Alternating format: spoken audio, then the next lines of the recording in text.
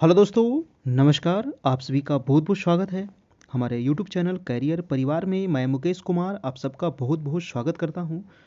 और जल्दी से आप लोग दोस्तों लाइव आ जाइए, फिर आज की क्लास को हम लोग शुरू करते हैं। और आज हम लोग देखने वाले हैं क्वेश्चन आंसर।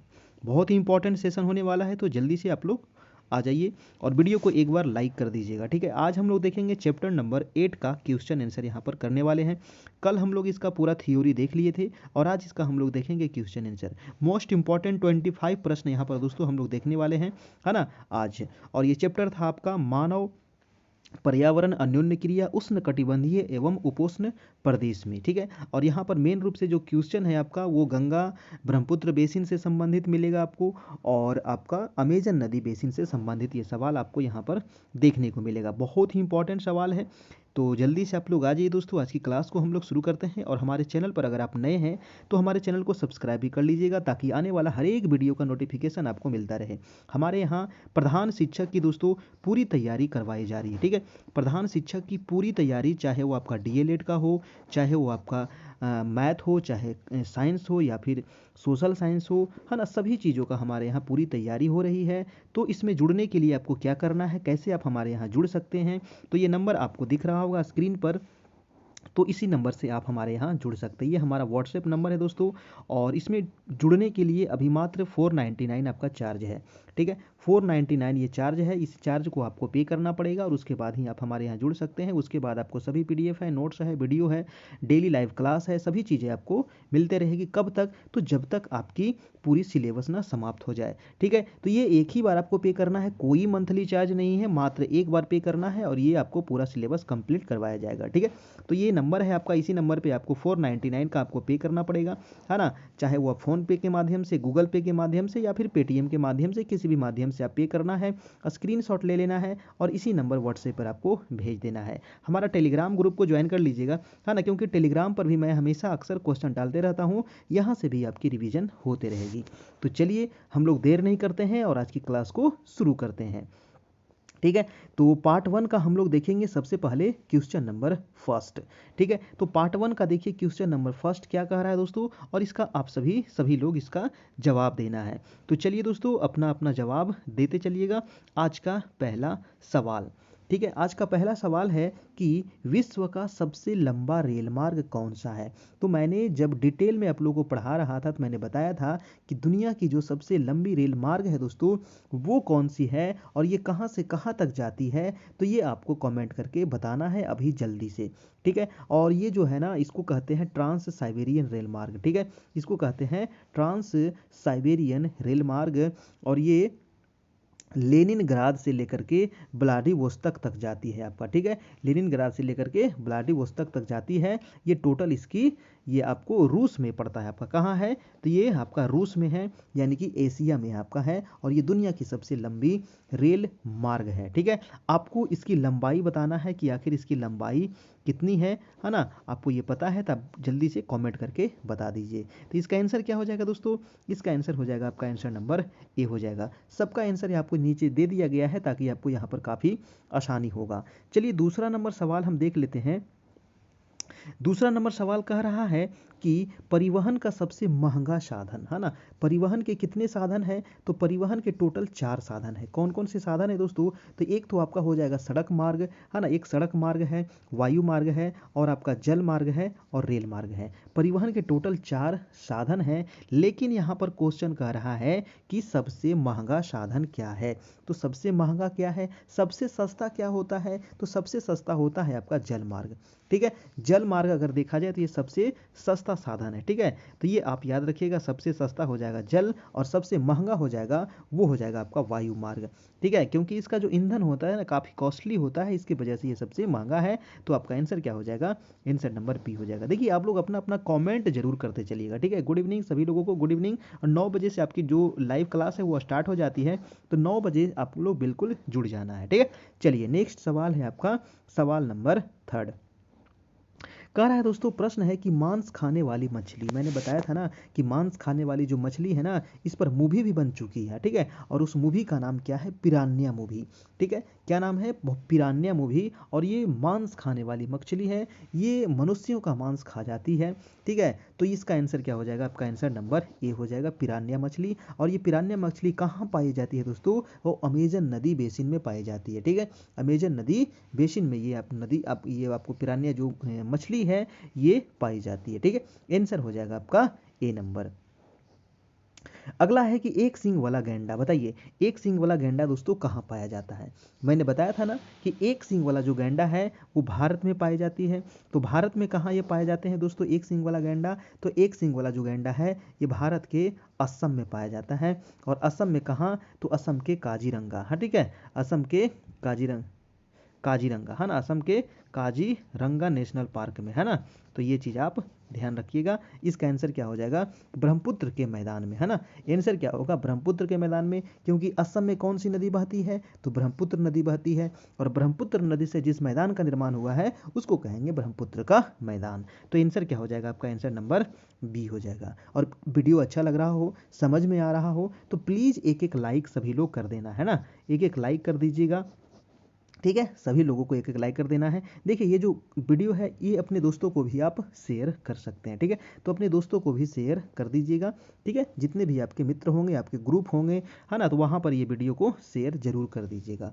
अगला प्रश्न है आपका प्रश्न नंबर 5 नंबर प्रश्न है कि उष्णकटिबंधीय प्रदेश, ठीक है। तो उष्णकटिबंधीय जो प्रदेश है ये किस रेखा के मध्य स्थित है? तो मैंने आपको बताया था दोस्तों कि जो उष्णकटिबंधीय प्रदेश होता है ना, ये रहा आपका 0 डिग्री, ठीक है। और 0 डिग्री अक्षांश को क्या कहते हैं? इसी को कहते हैं क्या? इसको कहते हैं भूमध्य रेखा, है ना। इसको क्या कहते हैं?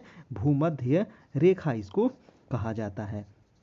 तो ये जो भूमध्य रेखा है, भूमध्य रेखा के ऊपर जो एक महत्वपूर्ण लाइन है इसको कहते हैं 23.5 डिग्री नॉर्थ, यानी कि इसको कहा जाता है कर्क रेखा, है ना। इसको हम लोग क्या कहते हैं? इसको कहते हैं कर्क रेखा।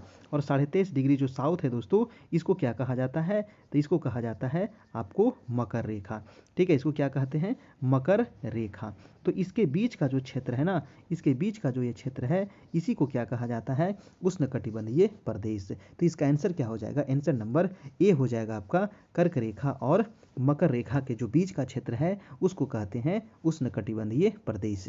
और ये जो क्षेत्र होता है ना, ये काफ़ी गर्मी क्षेत्र होता है और भारत भी इसी क्षेत्र के अंतर्गत आता है। तब तो भारत में गर्मी पड़ती है। तो भारत जो है ना दोस्तों, ये उष्णकटिबंधीय में भी आता है भारत, और उपोष्णकटिबंधीय में भी आता है। क्योंकि भारत के बीचों बीच से कौन सी रेखा गुजरती है? वो कर्क रेखा गुजरती है। और कर्क रेखा के ऊपर भी तो भारत है कि नहीं? कर्क रेखा के ऊपर भी तो भारत है। इसीलिए भारत में कैसी जलवायु है? तो उष्णकटिबंधीय भी है और उपोष्णकटिबंधीय भी है। इसका आंसर हो जाएगा आपका ए नंबर। नेक्स्ट प्रश्न है आपका प्रश्न नंबर 6। देखिए 6 नंबर सवाल क्या कह रहा है? प्रश्न कह रहा है दोस्तों कि जिस स्थान पर कोई नदी किसी अन्य जल राशि में मिलती है उस नदी को क्या कहते हैं? तो सर मैंने आपको बताया था कि मान लीजिए कि ये है आपका क्या? तो ये है आपका पर्वत, और पर्वत से ही आपको क्या निकलती है? तो नदियाँ निकलती हैं। मान लीजिए यहाँ से नदी निकली, ठीक है, यहाँ से नदी निकली, तो जहाँ से निकलेगी उसको क्या कहेंगे? उसको कहेंगे उद्गम, है ना। उसको क्या कहेंगे? उद्गम कहेंगे। और जहाँ जाकर के ये समुद्र में गिर जाएगी, है ना, ये समुद्र में जाकर के जहाँ पर गिर जाएगी उसको क्या कहेंगे? तो इसको कहेंगे मुहाना, है ना। इसको क्या कहेंगे? इसको कहेंगे मुहाना। तो इसका आंसर क्या हो जाएगा सर? इसका आंसर हो जाएगा आंसर नंबर ए, यानी कि मुहाना। सहायक नदी किसको कहते हैं सर? तो सहायक नदी उसे कहते हैं जैसे कि ये नदी आपकी बह रही थी, इसमें एक छोटी सी नदी आकर के मिल जाएगी, तो ये छोटी नदी जो हो गई ना, ये बड़ी नदी की क्या हो गई? सहायक नदी हो गई। जलप्रपात तो आप समझते ही हैं, है कि नहीं? चलिए, तो इसका आंसर क्या हो जाएगा? इसका आंसर हो जाएगा सर आंसर नंबर ए, यानी कि इसको कहेंगे मुहाना, है कि नहीं? समझ में आ गया, है ना? तो वीडियो को लाइक कर दीजिएगा, है ना। चलिए नेक्स्ट प्रश्न हम देखते हैं। आपका प्रश्न नंबर है 7।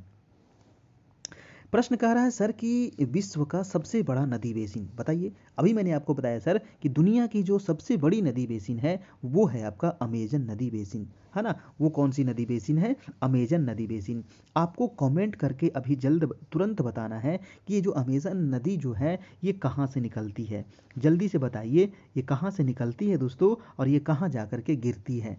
बताइए तो, जल्दी से बताइए ये कहाँ से निकलती है और कहाँ जा कर के ये गिरती है, किस सागर में जा कर के या फिर महासागर में जा कर के ये गिरती है? बताइएगा जल्दी से हमें कमेंट करके। देखिए तो ये निकलती कहाँ से है? हाँ, बहुत अच्छा जवाब। ये निकलती है दोस्तों आपका एंडीज पर्वत से, है ना। कहाँ से निकलती है सर? तो एंडीज पर्वत से निकलती है। और ये गिरती कहाँ जा कर के है? तो अंध महासागर में जा कर के ये गिरती है। अंध महासागर किसको कहते हैं सर? तो इसी को कहा जाता है अटलांटिक महासागर, है ना। इसी को क्या कहते हैं? तो इसी को कहते हैं सर आपका अटलांटिक महासागर। अटलांटिक, ठीक है, इसको कहते हैं अटलांटिक महासागर। अंध महासागर को ही अटलांटिक महासागर कहते हैं, याद रखिएगा। नील नदी सर कहाँ से निकलती है? जल्दी से कमेंट करके बताइएगा। तो नील नदी कहाँ से निकलती है? जल्दी से हमें कमेंट करके बताइए कि नील नदी कहाँ से निकलती है ना। और यमुना नदी कहाँ से निकलती है सर? तो यमुना नदी निकलती है आपका यमुनोत्री से, है ना। यमुनोत्री ग्लेशियर है सर, वहीं से निकलती है यमुना नदी, ठीक है। यमुनोत्री ग्लेशियर से यमुना नदी निकलती है। नील नदी विक्टोरिया झील से निकलती है, जो आपका है अफ्रीका में। नेक्स्ट प्रश्न चलते हैं सर, आपका प्रश्न नंबर है आपका 8। प्रश्न कह रहा है कि निम्न में नगदी फसलें कौन सी है? देखिए आपको बताया था ना, नगदी फसल एक होता है ना, एक होता है खाद्य फसल, ठीक है। तो खाद्य फसल में क्या आ जाएगा सर? तो धान है, गेहूं है ना। तो ये सभी जो आ जाएगा, जौ है, तो ये सभी आ जाएगा आपको किसमें? तो खाद्य फसल में। सबसे महत्वपूर्ण खाद्य फसल कौन सी है? तो आंसर हो जाएगा चावल। सबसे महत्वपूर्ण खाद्य फसल चावल। और दूसरी प्रमुख खाद्य फसल तो हो जाएगा आपका गेहूं, ठीक है। तो ये गेहूं और चावल आप ध्यान रखना है ना। चलिए अब यहाँ से हमसे पूछ रहा था नगदी फसल, तो नगदी फसल में क्या आ जाएगा? गन्ना और जूट। जब हम चैप्टर पढ़ा रहे थे तो वहाँ पर आपको बताया था गया था कि गन्ना और जूट जो क्या है वो आपका नगदी फसल है। तो आंसर हो जाएगा आपका, आंसर नंबर ए हो जाएगा, ठीक है। आंसर नंबर ए हो जाएगा। अगला सवाल है कि चाय के बागान कहाँ पाए जाते हैं? बताइए चाय के बागान कहाँ पाए जाते हैं? जल्दी से इसका आप लोग जवाब दीजिएगा। क्या होगा? चाय के बागान कहाँ पाए जाते हैं सर? बताइएगा जल्दी से, बताइए चाय का बागान कहाँ पाए जाते हैं? तो चाय का जो बागान पाए जाते हैं, है ना, तो ये आपको पश्चिम बंगाल में भी है और आपका असम में भी है ना। पश्चिम बंगाल में भी चाय के बागान है और असम में भी है। तो आंसर क्या हो जाएगा आपका? आंसर नंबर बी हो जाएगा, है ना। अब हमें आप कमेंट करके बताइएगा कि मिजोरम की राजधानी कहाँ है ना। मिजोरम की राजधानी कहाँ है? ठीक है। पश्चिम बंगाल की राजधानी कहाँ है? असम की राजधानी कहाँ है? सिक्किम की राजधानी कहाँ है? हिमाचल प्रदेश की राजधानी कहाँ है? अगर आपको राजधानी याद है तो आप जल्दी से कमेंट करके हमें बताइए, ठीक है। मिजोरम का क्या हो जाएगा? आइजोल। पश्चिम बंगाल का क्या हो जाएगा? कोलकाता। असम के क्या हो जाएगा? दिसपुर। सिक्किम के क्या हो जाएगा? गंगटोक। हिमाचल प्रदेश के शिमला, ठीक है। तो ये आप याद रखना है। अगला सवाल है आपका सवाल नंबर 11। प्रश्न कह रहा है कि सिल्क का उत्पादन कहाँ पर होता है सर? बताइए, है ना। जब चैप्टर हम लोग पढ़ रहे थे डिटेल में तो वहाँ पर मैंने आपको बताया था कि जो सिल्क है इसका उत्पादन जो होता है ये बिहार में भी होता है और बिहार के साथ साथ ये असम राज्य में भी होता है, ठीक है। तो इसका आंसर क्या हो जाएगा? आपका आंसर नंबर ए हो जाएगा, है ना, बिहार और असम, ठीक है। चलिए आप हमें कमेंट करके बताइएगा कि असम राज्य में, है ना, असम राज्य में जो सांगपो नदी है ना, असम राज्य में जो सांगपो नदी है इसको किस नाम से जाना जाता है? और सांगपो नदी को, है ना, तिब्बत में इसको क्या कहते हैं? तिब्बत में इसको सांगपो कहते हैं, ठीक है। ब्रह्मपुत्र नदी को ही तिब्बत में सांगपो कहते हैं। नेक्स्ट सवाल है आपका सवाल नंबर 11। 11 नंबर प्रश्न कह रहा है कि हरियाणा का एक प्रमुख पौराणिक स्थल तीर्थ स्थल कौन सा है? बताइए सर। हरियाणा का एक पौराणिक तीर्थ पर्यटन स्थल जो है वो कौन सा है? कुरुक्षेत्र, कैथल, पेहवा या ज्योतिसर? देखिए हरियाणा में आपको मिलेगा कुरुक्षेत्र, है ना। कुरुक्षेत्र क्या है? तो एक पर्यटन स्थल है जहाँ पर क्या हुआ था? महाभारत का युद्ध हुआ था। ये कुरुक्षेत्र है दोस्तों, है ना, यही हुआ था महाभारत का युद्ध। और ऐसा कहा जाता है कि ये जो कुरुक्षेत्र है अभी भी यहाँ की मिट्टी क्या है? तो लाल है। इतने खून बहे थे, इतने खून बहे थे ये महाभारत के युद्ध में, ये अभी भी इसकी मिट्टी क्या है? तो लाल है, ठीक है। आप जा करके देख सकते हैं। नेक्स्ट सवाल है आपका 12 नंबर। 12 नंबर है कि काजीरंगा एवं मानस वन्यजीव अभयारण्य कहाँ है ना। बताइए सर, काजीरंगा, है ना, एक सींग वाला गैंडा के लिए प्रसिद्ध है। और मानस कहाँ है, ये दोनों जो है ना, काजीरंगा और मानस, ये दोनों जो वन्य जीव अभयारण्य हैं, ये दोनों है कहाँ, तो असम राज्य में है। दोनों कहाँ है, तो असम राज्य में है। बहुत बढ़िया, असम राज्य में दोस्तों उसको ब्रह्मपुत्र कहा जाता है ना। तो ये सांगपो नदी को असम में क्या कहते हैं, ब्रह्मपुत्र कहते हैं। और काजीरंगा और मानस वन्य जीव अभयारण्य कहाँ है, तो ये दोनों आपका असम में है। इसका आंसर क्या हो जाएगा सर, आंसर हो जाएगा आपका आंसर नंबर ए हो जाएगा। ठीक है, और काजीरंगा में ही एक सींग वाला गैंडा पाया जाता है सर, ये भी आपको याद रखना है। और असम में ही दोस्तों क्या है, तो माजुली, है ना, दुनिया की सबसे बड़ी नदी द्वीप, है ना, माजुली जो है ये दुनिया की सबसे बड़ी नदी द्वीप पाई जाती है कहाँ, तो ये है असम में ही है। ठीक है, चलिए हम चलते हैं अगला सवाल। सवाल नंबर है 13। ठीक है, वीडियो को एक बार लाइक कर दीजिएगा जितने लोग आ चुके हैं। ने प्रश्न कह रहा है कि मैनियोक कहाँ का प्रमुख भोजन है ना। मैनियोक कहाँ का प्रमुख भोजन बताया गया था सर आप लोग को, है ना, जब हम लोग इसका चैप्टर को पढ़ रहे थे तो आपको बताए थे कि जो मैनियोक है ना, ये कहाँ का प्रमुख भोजन है, तो ये आपको अमेजन का प्रमुख भोजन है ना, कहाँ का, अमेजन का प्रमुख भोजन है, अमेजन नदी बेसिन का। ठीक है, अमेजन, बताइए अमेजन, है ना, आंसर हो जाएगा आपका आंसर नंबर सी हो जाएगा आपका। ठीक है, चलिए नेक्स्ट प्रश्न हम चलते हैं। प्रश्न नंबर है आपका 13। अच्छा देखिए, अब ये हमारा पार्ट 1 कंप्लीट हो गया है। अब हमें आप कमेंट करके बताइए कि 13 में से सर आप लोग कितना स्कोर किए हैं। जल्दी से बताइए कि 13 में से स्कोर कितना किए हैं, है ना। जिनका भी स्कोर अगर 11 प्लस तो होना ही चाहिए, 11 प्लस तो होना ही चाहिए सर, क्योंकि बहुत आसान है और सारे क्वेश्चन मैंने पिछले क्लास में आप लोग को बता दिया था, है ना, उसका पूरा डिटेल में समझा दिया था, मानचित्र के द्वारा भी समझा दिए थे। तो किनका किनका 13 में 13 हुआ, चलिए बहुत बढ़िया, बहुत सारे लोगों का आ रहा है 13, 11, 12, है ना। चलिए इसी प्रकार से आपको अपना जवाब देते चलिए। हम चलते हैं दोस्तों पार्ट 2 में, है ना, पार्ट 2 में आपका चलते हैं। देखिए आप लोग ईमानदारी पूर्वक से अपना स्कोर जरूर काउंट करना है, ठीक है, क्योंकि देखिए अगर स्कोर काउंट करते हैं ना तो उससे आप में आपके अंदर एक कॉन्फिडेंस आएगा कि मैंने 10 में 8 सही कर दिया, 10 में 9 सही कर दिया। ठीक है, अगर 10 में किसी का 6 सही होता है तो ये तो गलत है, कम से कम 8 सही होना चाहिए, है ना, 10 में कम से कम भी तो 8 सही होना चाहिए, है ना, जिस अनुसार से क्वेश्चन है और जिस अनुसार से आप लोग को पढ़ाया गया है। ठीक है, तो एक आपके अंदर कॉन्फिडेंस वो जगेगा और फिर आगे जो आप करिएगा तो वो और भी अच्छे तरीके से आप करते चल जाइएगा। ठीक है, चलिए पार्ट 2 में हम लोग आते हैं। प्रश्न कह रहा है कि देवदार एवं फर, बताइए देवदार एवं फर किसके प्रकार हैं। देखिए देवदार एवं फर के बारे में मैंने आपको बताया था कि जो देवदार है और ये जो फर है ये क्या है दोस्तों, तो ये क्या है, ये पौधे हैं, है ना, ये क्या है, तो ये पौधे हैं। और ये किस प्रकार के पौधे हैं, तो ये शंकुधारी वृक्ष के पौधे हैं। और ये कहाँ आपको मिलेंगे दोस्तों, तो ये आप हिमालय पर्वत पे जाइएगा, ऊंचे स्थानों पे जाइएगा तो वहीं पर आपको देखने को मिलेगा शंकुधारी वृक्ष, देवदार और फर। और इसमें एक और आ जाता है चीड़ भी, है ना, चीड़ जो होता है ये भी आपको मतलब शंकुधारी वृक्ष ही है आपका। नेक्स्ट सवाल है आपका सवाल नंबर दूसरा।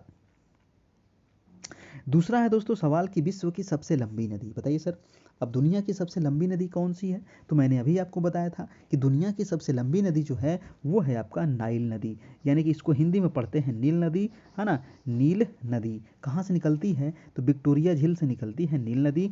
और ये कहाँ जाकर के गिरती है सर, तो ये जाकर के गिरती है भूमध्य सागर में। कहाँ गिरती है, भूमध्य सागर में जाकर के ये अपने आपको गिराती है, यानी कि इसका उद्गम हो जाएगा विक्टोरिया और इसका मुहाना हो जाएगा भूमध्य सागर। तो इसका आंसर क्या हो जाएगा, आंसर नंबर आपका सी हो जाएगा आपका। ठीक है, नील नदी। हम चलते हैं नेक्स्ट प्रश्न पर। ठीक है, और हमारे यहाँ देखिए प्रधान शिक्षक की ना पूरी तैयारी चल रही है, तो आपके जो भी मित्र होंगे उनको थोड़ा सा बता देना है, थोड़ा सा हमारा भी कल्याण हो जाएगा। ठीक है, चलिए वर्षा वन में कौन कौन सी फसलें उगाई जाती है बताइएगा। वर्षा वन, देखिए वर्षा वन यहाँ पर आ गया सर, तो आप लोग कंफ्यूज नहीं करना है। वर्षा वन का मतलब क्या होता है, सदाबहार वन, है ना, वर्षा वन का मतलब सदाबहार वन, उष्णकटिबंधीय सदाबहार वन। ठीक है, इसी को वर्षा वन के नाम से भी जाना जाता है। क्यों, क्योंकि यहाँ पर दिन रात बारिश होते रहती है, यहाँ पर बहुत ज़्यादा वर्षा होती है। ठीक है, और देखिए जहाँ पर बारिश होगी वहाँ पर जंगल क्या होंगे, तो काफ़ी घने जंगल होंगे, है ना, काफ़ी वहाँ पर वन घने होंगे। तो वर्षा वन में कौन सी फसलें उगाई जाती है, टैपियोका, अनानास, शकरकंद, उपयुक्त सभी। तो ये सभी वहाँ पर उत्पादन किया जाता है दोस्तों, है ना, टेपियोका भी, अनानास भी, शकरकंद भी। देखिए आज की क्लास थोड़ा ज़्यादा लंबी नहीं होगी, क्योंकि हम लोग लगभग यहाँ पर 25 प्रश्न ही यहाँ पर हम लोग देखने वाले हैं, है ना। और इतना के बाद ही हम लोग आज क्लास समाप्त करेंगे। कल हम लोग क्या पढ़ेंगे, तो चैप्टर 7 जो था वो आपका हम छोड़े थे, उसको हम लोग कल देख लेंगे, है ना। तो कल जरूर क्लास कीजिएगा चैप्टर 7, वो भी आपका इसी से रिलेटेड है आपका, ठीक है। चलिए, तो इसका आंसर हो जाएगा उपयुक्त सभी, यानी कि आंसर नंबर हो जाएगा दोस्तों इसका डी नंबर, ठीक है। चलिए, अगला प्रश्न है आपका, प्रश्न नंबर है 4 नंबर प्रश्न कह रहा है कि वर्षा में महिलाएं क्या करती है, सॉरी, वर्षा वन में महिलाएं क्या करती है ना। वर्षा वन में महिलाएं क्या करती है। वर्षा वन का मतलब हो गया दोस्तों उष्णकटिबंधीय जो सदाबहार वन है, जो आपका अमेजन बेसिन है, वहाँ पर जो महिलाएं हैं वो क्या करती है, कौन से काम करती है। तो वहाँ के जो पुरुष हैं, है ना, यहाँ के जो पुरुष हैं वो पुरुष क्या काम करते हैं, तो पुरुष के बारे में बताए थे कि वो शिकार करते हैं और मछली पकड़ते हैं। लेकिन जो वहाँ की महिलाएं हैं ना, वो फसलों का ध्यान रखती है, ठीक है। ये हम लोग पढ़े थे कल, ठीक है। तो कल वाला क्लास आप लोग अगर किए होंगे तो एक भी सवाल यहाँ से गलत नहीं होगा, क्योंकि आप लोग को एनसीईआरटी बुक से ही एग्जाम में पूछा जाएगा, है ना, एनसीईआरटी। और ये ऐसा नहीं कि सिर्फ प्रधान शिक्षक के लिए हैं, प्रधान शिक्षक के अलावे अगर आप कोई भी तैयारी कर रहे होंगे तो सभी के लिए दोस्तों एनसीईआरटी है, क्योंकि एनसीईआरटी से ही हर एक एग्जाम में क्वेश्चन बनता है। अगला प्रश्न है आपका प्रश्न नंबर 5 नंबर प्रश्न क्या कह रहा है कि भारतीय उपमहाद्वीप, है ना, प्रश्न है कि भारतीय उपमहाद्वीप की सहायक नदियां मिलकर किसका निर्माण करती है। देखिए, भारतीय उपमहाद्वीप की जो सहायक नदियां हैं ना, ये मिलकर के किसका निर्माण करती है। तो अभी आपको जब पढ़ाए थे हम, तो गंगा और ब्रह्मपुत्र, है ना, गंगा और ब्रह्मपुत्र का बेसिन का निर्माण करती है, ठीक है। गंगा ब्रह्मपुत्र बेसिन का निर्माण करती है ना, गंगा ब्रह्मपुत्र का निर्माण नहीं करती है, गंगा ब्रह्मपुत्र बेसिन का निर्माण करती है, ठीक है। तो ये हो जाएगा भारतीय उपमहाद्वीप की नदियाँ, क्योंकि जो गंगा में है ना हजारों सैकड़ों नदियाँ आकर के दोस्तों इसमें मिलती है। ब्रह्मपुत्र नदी भी जो है ना, उसमें भी बहुत सारी छोटी छोटी नदियाँ आकर के मिलती है, और ये फिर क्या का निर्माण करता है, तो पूरे ये गंगा ब्रह्मपुत्र बेसिन का निर्माण करता है दोस्तों। तो आंसर क्या हो जाएगा आपका, आंसर नंबर यहाँ सर सी हो जाएगा, कोई दिक्कत नहीं। अब बताइए कि गंगा नदी कहाँ से निकलती है। तो मैंने आपको बताया था ना कि गंगा कोई एक धारा नहीं है, गंगा 2 जल धारा है। एक तो इधर से आया आपका भागीरथी, है ना, इधर से आया आपको भागीरथी, और इधर से आया आपका अलकनंदा, है ना, इधर से आया आपका अलकनंदा, ठीक है। और ये दोनों नदी जब कहाँ मिलती है, तो यहाँ पर मिलती है। इस जगह का नाम क्या है, तो इस जगह का नाम है देवप्रयाग, है ना, इस जगह का क्या नाम है, देवप्रयाग। और जब ये नदी यहाँ से बढ़ती है आगे, तब इसका नाम पड़ता है गंगा दोस्तों, ठीक है। और गंगा नदी को बांग्लादेश में क्या कहते हैं, तो बांग्लादेश में इसको कहा जाता है पद्मा, ठीक है। और ब्रह्मपुत्र नदी को बांग्लादेश में क्या कहते हैं, तो ब्रह्मपुत्र नदी को कहते हैं जमुना, ठीक है, याद रखिएगा। और जब गंगा और जमुना मिलती है, तो गंगा और जमुना मिलती है बांग्लादेश में, और जब ये आगे बढ़ती है तो इसका नाम पड़ता है दोस्तों क्या, तो मेघना, है ना, इसका नाम पड़ता है आपका मेघना। ये सभी चीज़ हम पिछले क्लास में पढ़ा चुके हैं, अगर नहीं देखे हैं तो देख लीजिएगा। तो इसका आंसर क्या हो जाएगा, आंसर हो जाएगा आपका आंसर नंबर सी हो जाएगा, कोई शक नहीं होनी चाहिए, बिल्कुल सी जवाब, सही जवाब। अगला प्रश्न है दोस्तों, गंगा की सहायक नदियाँ कौन सी है, बताइए। गंगा की सहायक नदियाँ कौन सी है, यमुना, घाघरा, सोन, उपयुक्त सभी। तो गंगा की जो सहायक नदी है ना, गंगा की बहुत सारी सहायक नदी है, यमुना भी सहायक नदी है, घाघरा भी है, सोन भी है कि नहीं। तो आंसर क्या हो जाएगा सर, आंसर नंबर डी हो जाएगा, है ना। ये गंगा नदी बह रही है, लेकिन इसके पैरेलल में आकर के बहती है, यहाँ पर आकर के मिल जाती है, ये हो गया आपका यमुना नदी, है ना। एक क्वेश्चन पूछा जाएगा दोस्तों कि जो यमुना नदी है ना, ये किस साइड आकर के मिलती है, तो ये मिलती है दाहिने साइड, है ना, ये दाएं साइड आकर के मिलती है गंगा में, ठीक है। ये किधर मिलती है दोस्तों, तो दाएं साइड आकर के मिलती है ना। चलिए नेक्स्ट सवाल चलते हैं, आपका सवाल नंबर 7 प्रश्न कह रहा है कि 1 वर्ग किलोमीटर क्षेत्र में रहने वाले लोगों की संख्या को क्या कहते हैं, है ना। मैंने कल बताया था ना कि मान लीजिए कि ये 1 वर्ग किलोमीटर है, इधर भी 1 किलोमीटर, यहाँ भी 1 किलोमीटर, यहाँ भी 1 किलोमीटर, यहाँ भी 1 किलोमीटर, तभी तो 1 वर्ग किलोमीटर होगा ये। और 1 वर्ग किलोमीटर में जितने लोग रहते हैं उसको कहा जाता है जनसंख्या घनत्व। और भारत का जनसंख्या घनत्व कितना है सर, तो 382 है भारत का जनसंख्या घनत्व। अगर पूछ लिया जाए कि बिहार का जनसंख्या घनत्व, तो 1106 व्यक्ति प्रति वर्ग किलोमीटर, है ना। 1106 हो गया आपका बिहार का, और 382 हो गया आपका भारत का। ठीक है। और ये डाटा कब का है, तो ये डाटा है सर आपका 2011 का, है ना। अभी नया डाटा नहीं आया है, नया आएगा तो आपको बता दिया जाएगा। तो इसका आंसर हो जाएगा जनसंख्या घनत्व, आंसर नंबर सी, है ना। वीडियो अच्छा लग रहा हो सर तो एक लाइक ज़रूर कर दीजिएगा, चैनल पर नए हैं तो सब्सक्राइब जरूर कर लीजिएगा, ठीक है ना। चलिए हम चलते हैं अगले सवाल पर। अगला सवाल है आपका सवाल नंबर 8। प्रश्न कह रहा है कि चावल कहाँ का मुख्य भोजन है। देखिए चावल आखिर मुख्य भोजन कहाँ का हो सकता है, वैसे क्षेत्र का ही चावल मुख्य भोजन हो सकता है जहाँ चावल का उत्पादन क्या हो, तो ज़्यादा हो। अब देखिए इस चावल का उत्पादन ज़्यादा कहाँ होता है भारत में, तो भारत में आप चले जाइए, आप उड़ीसा चले जाइए, आप पश्चिम बंगाल चले जाइए, आंध्र प्रदेश चले जाइए दोस्तों, वहाँ पर दो दो फसलें उत्पादन होता है चावल का, ठीक है। और उससे भी ज़्यादा कलकत्ता में होता है। तो कलकत्ता का जो मुख्य भोजन है ना वो है आपका चावल, और यहाँ पर चावल मछली काफ़ी चाव से खाया जाता है। आंसर हो जाएगा आपका, आंसर नंबर डी हो जाएगा। 9 नंबर सवाल हम देखते हैं कि कोलकाता किस नदी के तट पर है। देखिए कोलकाता किस नदी के तट पर है, बहुत इंपॉर्टेंट है। इंपॉर्टेंट इसलिए बन जाता है ना कि हुगली जो है ना ये कोई नदी नहीं है, हुगली जो है ना ये गंगा नदी जा रही थी, तो ये गंगा से ही दोस्तों एक अलग नदी इससे निकलती है ना, गंगा से ही एक अलग निकलती है, इसी को कहा जाता है हुगली, है ना। इसी को क्या कहते हैं, हुगली नदी कहते हैं, ठीक है। गंगा से ही निकली है हुगली नदी, ठीक है। और इसी के किनारे बसा हुआ है हमारा कौन, तो कलकत्ता शहर, ठीक है। कोलकाता, कलकत्ता नहीं, अब कहिए इसको कोलकाता, और ये हुगली नदी के किनारे हैं, ठीक है। और फिर यहीं से ये जो गंगा नदी जा रही थी ना, यहीं से कहाँ चल जाएगी, तो यहीं से दोस्तों ये चला जाएगी कहाँ, तो बांग्लादेश में। और बांग्लादेश में फिर गंगा को क्या कहेंगे, तो इसको कहा जाता है पद्मा नदी, ठीक है। तो ध्यान रखना है, इसका आंसर क्या हो जाएगा, हुगली, है ना। इसका आंसर क्या हो जाएगा, हुगली नदी, ठीक है। चलिए अब हमको कमेंट करके आप बताइए कि कानपुर जो है वो किस नदी के किनारे बसा हुआ है, बताइए जल्दी से। कानपुर किस नदी के किनारे है, लखनऊ किस नदी के किनारे है, बताइएगा हमें, है ना। लखनऊ किस नदी के किनारे है, जी हाँ बहुत अच्छा। कानपुर जो है सर वो है आपका गंगा नदी के किनारे, है ना, गंगा नदी के किनारे। और लखनऊ हो गया आपका किस नदी के किनारे, तो गोमती नदी के किनारे, है ना। तो ये दोनों बहुत बार पूछा गया है, ध्यान रखना है। पटना तो आपका गंगा नदी हो जाएगा, है कि नहीं। चलिए अगला प्रश्न है आपका प्रश्न नंबर 10। और देखिए वीडियो अच्छा लग रहा हो तो एक लाइक कर दीजिएगा, वीडियो को शेयर जरूर कीजिएगा अपने दोस्तों के बीच में, है ना। ये नंबर है हमारा 7857824310, ठीक है, ये हमारा नंबर है, आप इसमें कांटेक्ट करके हमारे यहाँ जुड़ सकते हैं। प्रश्न कह रहा है कि बंगाल टाइगर कहाँ पाया जाता है, बहुत अच्छा सवाल है।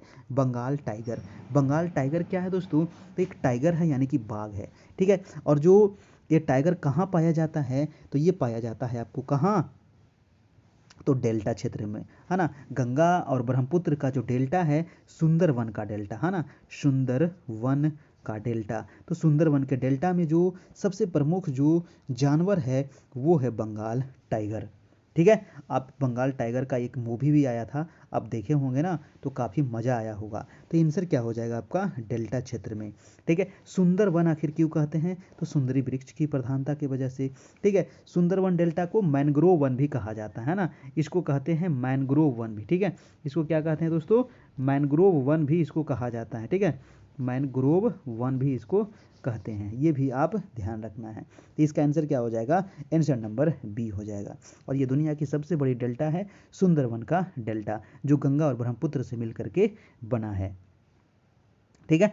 चलिए तो ये रहा दोस्तों आज का क्लास, आपको कैसा लगा ज़रूर बताइएगा, और हमारे चैनल पर नए हैं तो सब्सक्राइब भी कर लेना है। तो आज 25 सवाल देखे, अभी मैंने 10 सवाल यहाँ पर किए, अब आपको बताना है कि 10 में से आपका स्कोर कितना रहा, है ना। 10 में से आप लोग कितना स्कोर किए, ऊपर हम लोग देखे थे 13 सवाल और नीचे हम लोग देखे 10 सवाल, यानी कि टोटल हो गया आपका 23 सवाल। 23 में आपका कम से कम दोस्तों तो 20 सही होना चाहिए, कम से कम भी तो 20 सही अगर है तो 100% कोई भी आपको रोकने वाला नहीं है, कोई भी एग्ज़ाम हो, ठीक है। तो ये हमारा नंबर है, आप इस नंबर पे जुड़ सकते हैं, ठीक है। अभी तक मात्र 499 ही चार्ज है हमारे यहाँ, तो पे करके आप दोस्तों हमारे यहाँ जुड़ सकते हैं। पीछे जितनी क्लास हुई है वो आपको मिल जाएगी, उसका PDF भी मिल जाएगा, वीडियो भी मिल जाएगा, नोट्स भी मिल जाएगा, है ना। और ये पूरे एग्ज़ाम तक आपको मिलेगा, है ना, अलग से कोई भी चार्ज लगने वाला नहीं नहीं है, ठीक है। और हमारा टेलीग्राम ग्रुप भी ज्वाइन कर लीजिएगा, कैरियर परिवार, ठीक है दोस्तों। तो अब मिलेंगे हम नेक्स्ट क्लास में। अगर किसी प्रकार का कोई समस्या हो, है ना, कोई दिक्कत हो, तो आप हमें कमेंट करके ज़रूर बताना है। ये नंबर आपको दिया गया है, यही नंबर हमारा व्हाट्सएप भी है, इसी नंबर पे आप पे कर सकते हैं, इसी नंबर पे आप हमें कॉल भी कर सकते हैं, ठीक है। तो और भी कोई समस्या हो तो बताइएगा, है ना। और अपना ध्यान रखिए, अपना तैयारी करते रहिएगा अच्छे से, है ना। और अपना ख्याल रखिएगा, अपने माता पिता का ध्यान रखिएगा, और हंसते रहिए, मुस्कुराते रहिए, मस्त रहिए, पस्त रहिए, और अपना ध्यान करते रहिए। गुड नाइट दोस्तों, फिर मिलते हैं हम नेक्स्ट क्लास में। तब तक के लिए good night, good bye, take care, धन्यवाद।